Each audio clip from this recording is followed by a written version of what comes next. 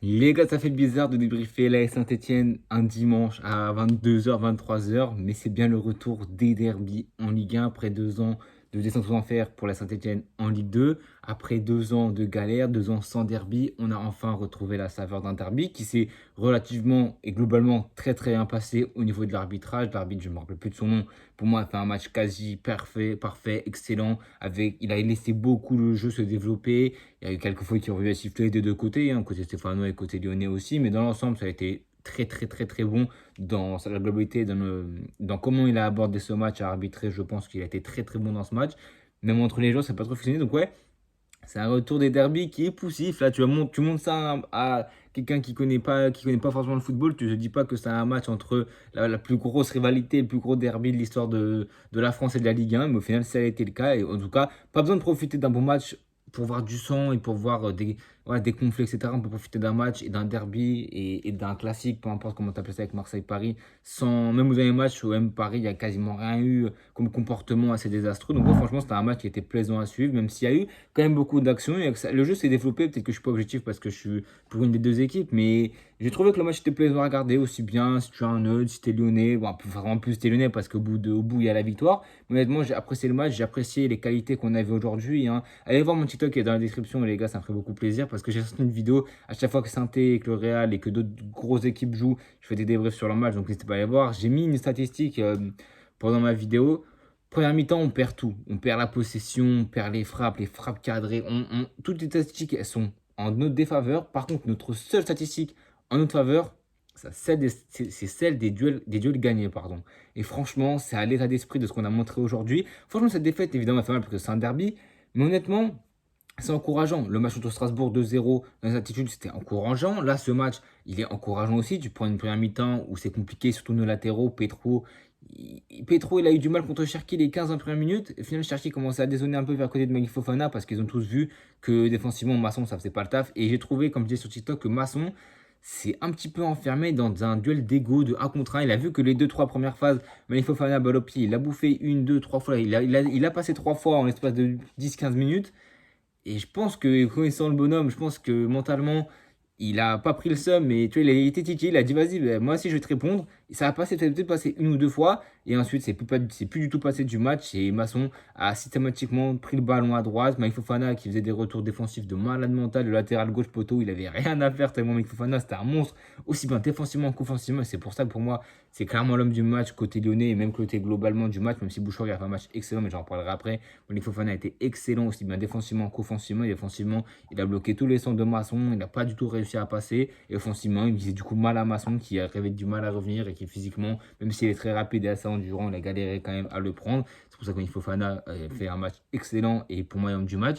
Mais ouais, sinon, les latéraux, ça a eu du mal du coup.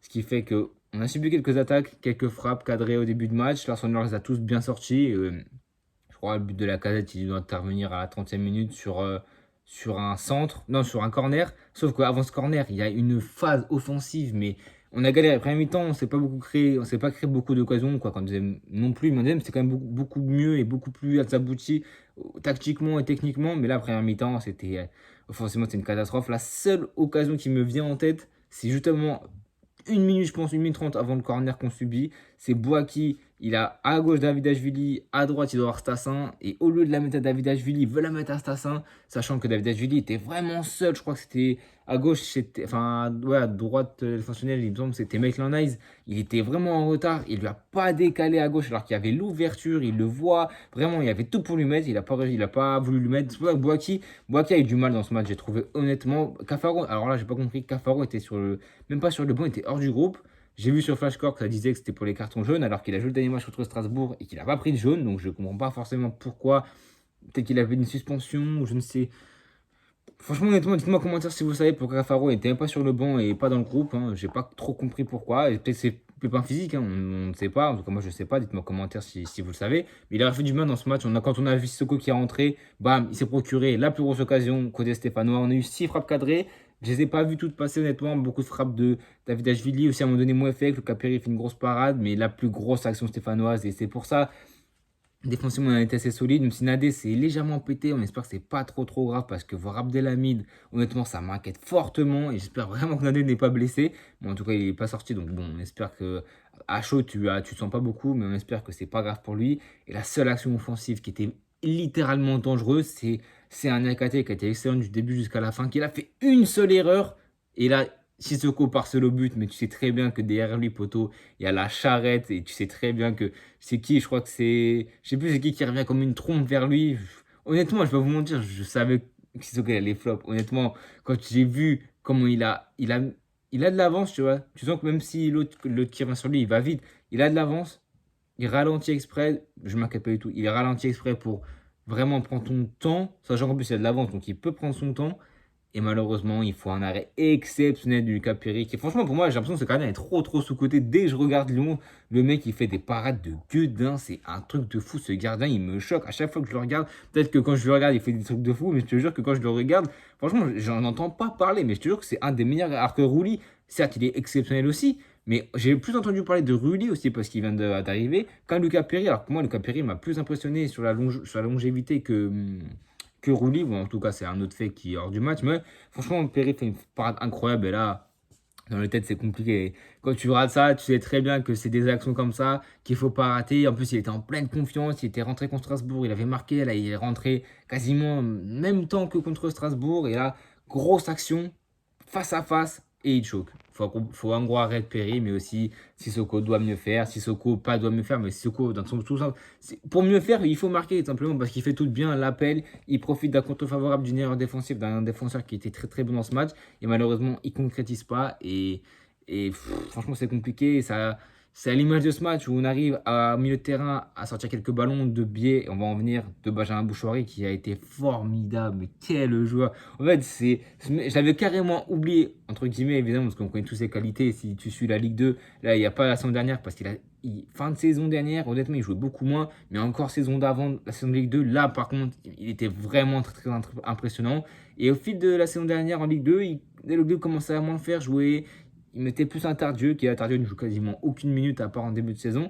Là, depuis 2 matchs contre Strasbourg, même je crois le match encore d'avant, il doit être encore titulaire, il rentre assez tôt. Là, titulaire contre Strasbourg, gros match. Là, titulaire contre Lyon, meilleur Stéphano du match pour moi. Ça tape entre lui et David Ajvili, mais j'ai aimé la constance du début à la fin. David Ajvili a perdu quelques ballons aussi, mais on va pas aller en vouloir. Honnêtement, moi, dans ce match aujourd'hui, j'en veux même pas à Masson et à Petro, parce que je trouve qu'ils ont fait les efforts, je trouve qu'ils ont levé la tête, qu'ils ont pas rechigné. Et en même temps, Petro, un enfant du club, depuis qu'il a 2 ans, où Potos a eu un que le derby, c'est le match le plus important de l'année pour les Stéphanois.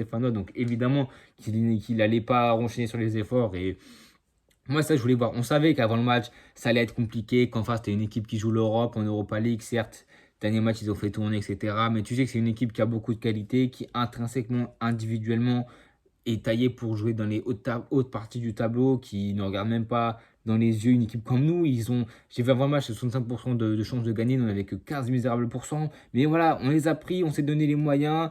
Dalloglio a aussi bien fait jouer ses hommes, a essayé de lutter défensivement. Et franchement, ce match était agréable à voir, même si on aurait préféré évidemment la victoire. En l'occurrence, plutôt un match nul, même si on a eu peur à la fin du 2-0 de Mikotadze ou non, de Ernest Nuama C'était une main de Mikotadze, du coup ça va. En plus, c'est marrant, on entend à un moment donné l'Arsenal, je crois, il parle à Tolisso, il dit ouais, j'ai fait le con, je sais plus quoi. Bon, au final, plus de peur que de mal parce qu'on prend pas le but, mais bon, on perd quand même le match. Mais voilà, c'était un match où on aurait pu faire un nul, gratter le nul. Et ensuite, on part le prochain match, c'est contre Montpellier. Dans 2 semaines, cette Rebecca casse la tête. Mais là, c'est contre Montpellier. Montpellier qui. Tu m'aurais dit dans une semaine en contre Montpellier, je me dis vas-y, tranquille. Mais là, Montpellier, ils viennent de mettre, je crois, c'est 3-0, 4-0 contre Rennes. Ouais, certes, c'est un Rennes qui est en perdition, qui est 13e, qui sur 7 matchs, 7 derniers matchs, je crois, ils ont gagné une fois. Donc, ouais, Rennes est complètement en train de perdre de pied total en Ligue 2, en Ligue 1, pardon. Et vous nous rejoindre, nous les nuls de Ligue 1. Mais franchement, c'est un match qui va être intéressant contre le dernier de Ligue 1, qui, je crois, on est 17e première place de barragiste. On doit être à 13 points, je crois, tout casser. Ouais, peut-être beaucoup, 13 points. Je sais que Montpellier a 7 points, je crois. Montpellier, je crois, c'est 2 victoires, un nul. Peut-être une victoire, je sais plus. Bon, bref, en tout cas, on doit être à 3-4 points de Montpellier. Donc, s'il gagne, il se rapproche de nous. On commence à perdre un peu de vue les places non barragistes, etc. Donc, il faut qu'on reste encore dans le wagon de tête. Je pense qu'on a l'équipe, je pense qu'on a l'effectif. Si personne ne se pète, si tout le monde revient bien. Tactiquement, Dalloglio, ça commence à être bon, même si là, tactiquement, il n'y avait pas forcément une tactique bien rodée. C'était, voilà, il fallait se la donner, il fallait faire les efforts. Mouton, j'ai trouvé un petit peu invisible, hein. On a vu quand même un Ekwa qui aidait dans la phase défensive, limite à 5 derrière, où c'est essayer de commater les brèches un maximum, essayer de prendre la casette. Franchement, l'équipe a fait un match globalement bon.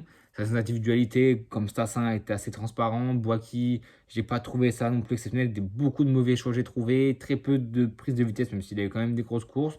Donc, ouais, franchement, il y a quelques individualités qui n'ont pas fait le taf. C'est pour ça qu'un Cafaro, franchement, mettre Boaki et Stassin titulaire, ça me dérange pas. Quand tu rends Cafaro et Sissoko, ils peuvent profiter de ces deux pieds électriques que sont Stassin et Boaki, qui ont, voilà, pendant 60 minutes, 1 heure de match, on fatigué la défense, travail de sap et tu fais rentrer Cafaro et Sissoko. Tu pourrais aussi faire l'inverse, hein, avec en plus la vitesse de Stassin et de Boaki pour exploiter les espaces et la fatigue des défenses adverses. Bon là, Cafaro était indisponible, donc c'est pour ça qu'il n'a pas fait rentrer. Mais ouais, sur le banc, quand tu fais rentrer Wadji, tu sens un peu que sur le banc, quand même, ça manque des fois quelques qualités. Quand tu as un peu d'absence, tu sens que c'est un peu plus compliqué. Au milieu de terrain, pareil, même si Amougou il rentre, ça fait du bien. Même si voilà, il y a quelques joueurs qui sont rentrés et qui ont fait du bien aussi, notamment Mouefek aussi. Il faut qu'ils prennent du temps de jeu, qu'ils prennent de la confiance. L'objectif, évidemment, c'est le retour aussi à Geoffroy Guichard, où ce ne sera pas la même chose non plus. On a vu des insultes qui sont descendues des travées lyonnais. On a entendu voilà, beaucoup de choses. C'est normal, c'est un derby, il ne faut pas le prendre mal, évidemment. Même si les enfants, bouchez-vous les oreilles, mais il ne faut pas le prendre mal, évidemment, puisque ce sera ça dans tous les derbys. OL, Saint-Etienne maintenant, si on ne descend pas, j'espère qu'on ne descendra pas. On a quand même le matos pour essayer de gratter un maximum de points. C'est des matchs comme ça qui sont importants. Même si là, on affronte un Lyon, tu vois, qui sont bien aussi, et qui, je crois, ils sont 6e ou ils sont 5e. Donc, tu vois, on affronte quand même un grand de la Ligue 1. On arrive à lutter dans la tête, mentalement. On a manqué de tranchant offensif. C'est ce qu'il faudra maintenant gommer pour le prochain match, essayer de lever la tête contre Montpellier. Mais je sais que mentalement, on commence à prendre notre rythme de croisière. On commence à être beaucoup mieux avec la balle. On commence à mieux comprendre les autres. On a David Ajuli qui est élu meilleur joueur du mois. Logique 5 buts en 3 matchs. On a vu qu'il a fait des ravages sur son côté. Il était très très bon aujourd'hui. Il manque encore de lucidité à la finition, mais il est un peu essayé dans cette attaque. Stassin ne pèse pas encore. Il n'est pas encore bien rentré dans sa carrière, on va dire, dans ce début de saison avec la SSE, tout comme Boaki aussi. On a Ben Hol qui n'est pas là, Miladinovic, le poteau, je sais pas, il est où, il est retourné en Serbie. Moi, je sais pas, il est où, bref. On attend le prochain match dans 2 semaines. Maintenant, on va prendre ce coussin et on va dormir parce que pendant 2 semaines, il va rien se passer à part les matchs de l'équipe de France contre Israël et contre l'Italie. En tout cas, les gars, dites-moi vos tops et vos flops en commentaire. Moi, mes tops seraient côté stéphanois.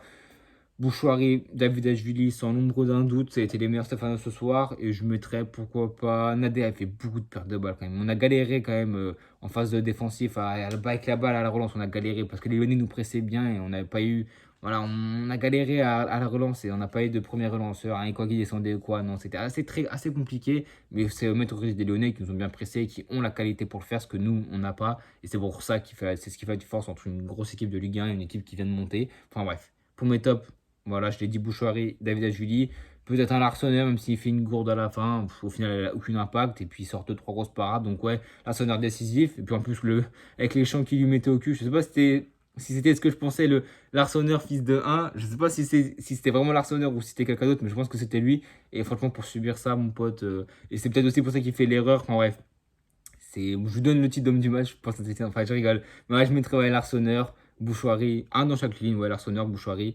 Et Data côté lyonnais, je mettrais bien, ouais, mec Fofana, Perry, parce que sans l'arrêt de Perry, bah, Lyon, peut-être que ce match il finit à un partout, il se chie encore dessus en deuxième mi-temps. On a vu qu'en deuxième mi-temps, on était bien plus incisif, bien plus offensif, on s'est créé quelques occasions, on a eu la maîtrise du ballon, on avait plus de possession qu'eux, ce qui est assez étonnant. En même temps, Lyon entame mal ces deuxième mi-temps, que ce soit contre Auxerre, là, que ce soit le dernier match sur Europa League, ou même si voilà, ils gagnent 2-1, au final ils se retrouvent à 2-2. Donc ouais, franchement, Malik Fofana, Lucas Perry au milieu de terrain, gros match de Tolisso. Et franchement, ouais, je pense que je dirais ça. Donnez-les-moi en commentaire, n'hésitez pas à vous abonner, à liker, à partager, à activer la cloche. On se retrouve bientôt pour le débrief de Israël-France. Ou peut-être des vidéos entre temps s'il y a des grosses annonces qui se font, des recrutements ou quoi que ce soit. Les gars, à bientôt tout le monde.